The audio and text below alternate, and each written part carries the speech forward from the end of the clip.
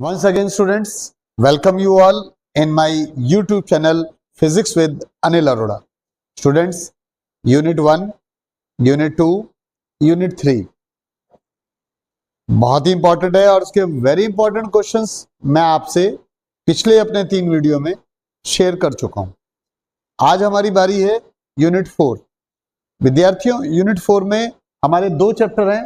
एक है electromagnetic induction और दूसरा है हमारे पास अल्टरनेटिंग करंट। एक इलेक्ट्रोमैग्नेटिक इंडक्शन है और दूसरा अल्टरनेटिंग करंट, और ये अप्रोक्सीमेटली 8 मार्क्स के आपके एग्जाम में आने जा रहे हैं। जहां तक मैं समझता हूं केस स्टडी भी इसके ऊपर बेस्ड आ सकती है इस बार, लेकिन फिर भी जो इंपॉर्टेंट क्वेश्चंस हैं, Faraday's law of electromagnetic inductions अच्छे से याद कर लें। आपको पता ही है 2 ही स्टेटमेंट है, when magnetic flux linked with the coil change EMF is induced, और दूसरा है EMF induced is equal to negative rate of change of magnetic flux. इसके बहुत सारे फॉर्मूले भी हैं स्टूडेंट्स। ये ई के क्या क्या फॉर्मूले हैं? ई के minus d five by d t minus five two minus five one upon delta t minus B two A two cos theta two minus B one A one cos theta one upon delta t. इसके अलावा ई के फॉर्मूले आपको याद होंगे, B N U, ठीक है, half B omega L square.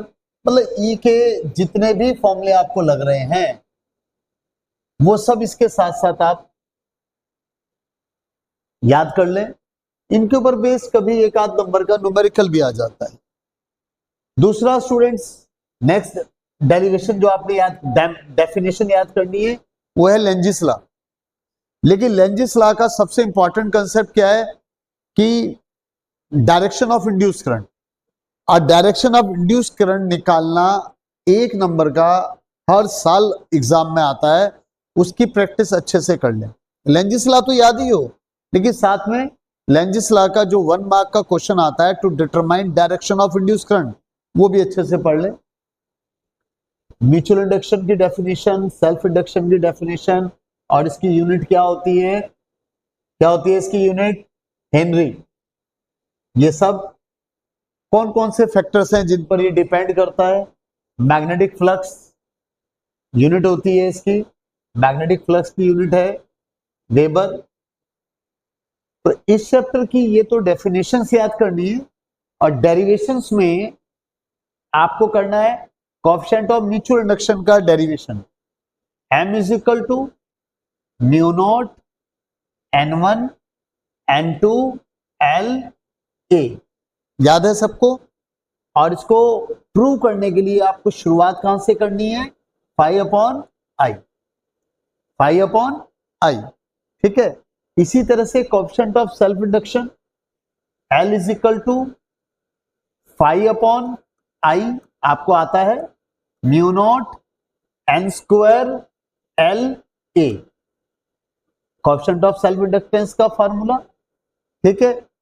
ये डेरिवेशन याद करना है, और उसके लिए पहला स्टेप ये है, दूसरा स्टेप ये। एसी जनरेटर, एसी जनरेटर का प्रिंसिपल, कंस्ट्रक्शन, वर्किंग अच्छे से याद कर लें। और उसमें ये फॉर्मूला भी ध्यान रखें, E is equal to E naught sine omega t, ठीक है।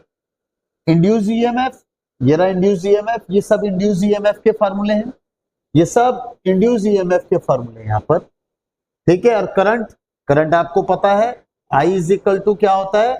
E upon R, where R is resistance of coil. ये तो बात हुई इलेक्ट्रोमैग्नेटिक इंडक्शन की। अल्टरनेटिंग करंट, पिछले साल भी इसका एक 3 नंबर का न्यूमेरिकल एग्जाम में आया है, हर साल ही आता है लगभग। और जो 3 मार्क्स का न्यूमेरिकल आया है वो किसके ऊपर आया है? सीरीज एलसीआर सर्किट और इंपेडेंस निकालना था। लेकिन आप इसकी थ्योरी भी याद कर लें, फेसर डायग्राम भी याद कर लें, और इसका एक न्यूमेरिकल की अच्छे से प्रैक्टिस करें। इनके न्यूमेरिकल्स की अच्छे से प्रैक्टिस करते। रेजोनेंस कंडीशन पता है आपको, omega is equal to 1/√LC। ठीक है, power in an AC circuit और खास तौर पर इंडक्टर, कैपेसिटर एंड रेजिस्टेंस।